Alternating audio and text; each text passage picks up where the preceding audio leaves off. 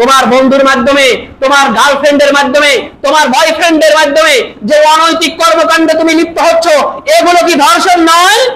এগুলো ধর্ষণ। এই ধর্ষণ থেকেও সমাজকে বাঁচাতে হবে। কথা বলেন ঠিক কিনা?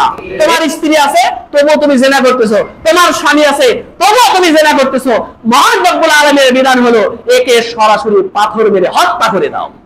যদি এই সমাজ থেকে জিনাকে আমরা নির্মূল করতে চাই, যদি উৎখাত করতে চাই, তাহলে কুরআনুল কারীমের যে বিধান দেওয়া হয়েছে সেই বিধান রাষ্ট্রে, সমাজে আমাদেরকে বাস্তবায়ন করতে হবে। কথা বলেন ঠিক কিনা? আমরা দেখেছি যে আফগানিস্তান ধর্ষণের শীর্ষে ছিল, কুরআনুল কারীমের বিধান বাস্তবায়ন করার কারণে, কুরআনী আইন আফগানিস্তানে বাস্তবায়ন করার কারণে ধর্ষণ এখন শূন্যের কোটায় নেমে এসেছে।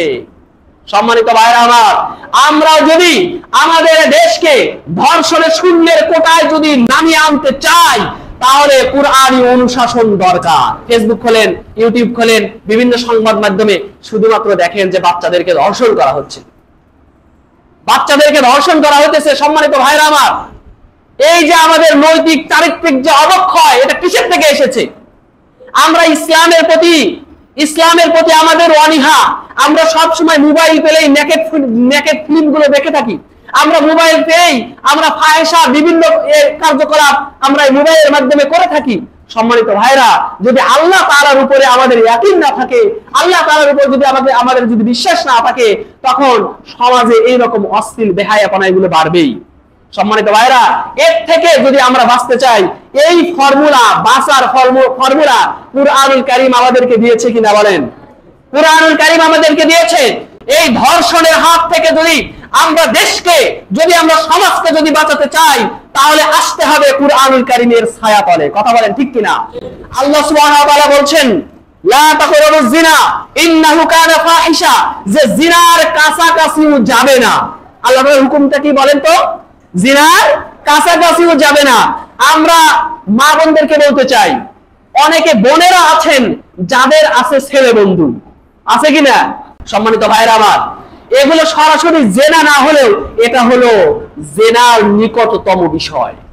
এর থেকে মহান রব্বুল আলামিন আমাদেরকে দূরে থাকতে বলেছেন। যদি এর থেকে আমরা দূরে না থাকি, তাহলে এক সময় আমাদেরকে ফিজিক্যাল সিস্টেমে আমাদেরকে নিয়ে যাবে। আর কুরআনুল কারীমের মধ্যে আরো ফর্মুলা দেওয়া হয়েছে যে কুল্লুল মুমিনিনা ইয়াগুদ্দু মিন আবসারিহিম ওয়া ইয়াহফাযু ফুরুজাহুম, হে মুমিনেরা তোমরা যে রাস্তায় চলবা তোমাদের দৃষ্টিকে অবনত রাখো। আর মহান রব্বুল আলামিন আরো বলেন ওয়াকুল্লুল মুমিনাতি ইয়াগুদ্দুনা মিন আবসারিহিন্না, হে মুমিনা নারী তোমরাও শুনে রাখো, তোমরাও যে রাস্তায় চলবা, বাইরে যে বের হইবা, তখনও তোমরা দৃষ্টিকে নত রাখো।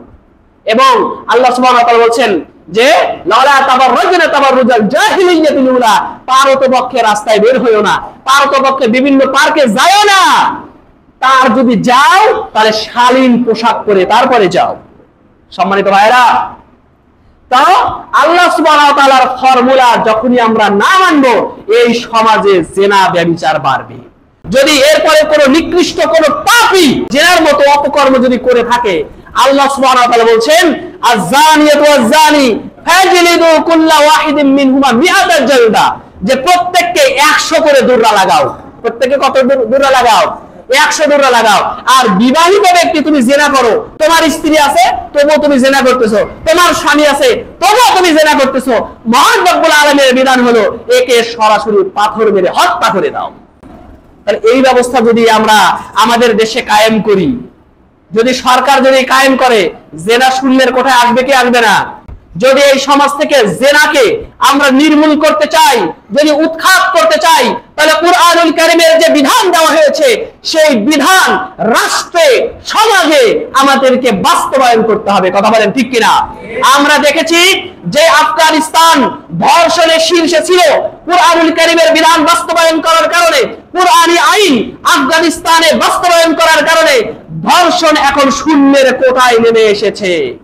সম্মানিত ভাইরা আমার, আমরা যদি আমাদের দেশকে ধর্ষণের শূন্যের কোটায় যদি নামিয়ে আনতে চাই, তাহলে কুরআনী অনুশাসন দরকার। সুশীল সমাজ সহ আমাদের অনেক মা বোনের কথা বলে থাকে যে জোর করে হইলে ওইটা ধর্ষণ, কিন্তু নীরব যে ধর্ষণ তোমাকে করা হচ্ছে সেইগুলো তো তুমি খেয়াল করো না। তোমার বন্ধুর মাধ্যমে, তোমার গার্লফ্রেন্ডের মাধ্যমে, তোমার বয়ফ্রেন্ডের মাধ্যমে যে অনৈতিক কর্মকাণ্ডে তুমি লিপ্ত হচ্ছ, এগুলো কি ধর্ষণ নয়? এগুলো ধর্ষণ। এই ধর্ষণ থেকেও সমাজকে বাঁচাতে হবে, কথা বলেন ঠিক কিনা? এই জন্য ওখানে যেমন জোর করে ধর্ষণ করলে শুধুমাত্র পুরুষ অপরাধী হয়, যদি নারী জোর করে ধর্ষণ করে শুধুমাত্র নারী ধর্ষণের অপরাধী হয়।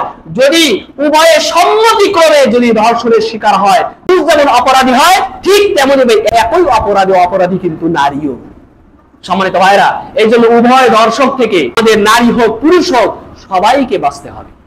সম্মানিত ভাইরা, আল্লাহ সুবহানাহু ওয়া তাআলা আমাদেরকে কুরআনী অনুশাসন দান করুন, কুরআনের ছায়াতলে আসার তৌফিক দান করুন। ওয়া আখিরু দাওয়ানা আলহামদুলিল্লাহি রাব্বিল আলামিন। যারা সুন্নাত পড়েন শুনুন।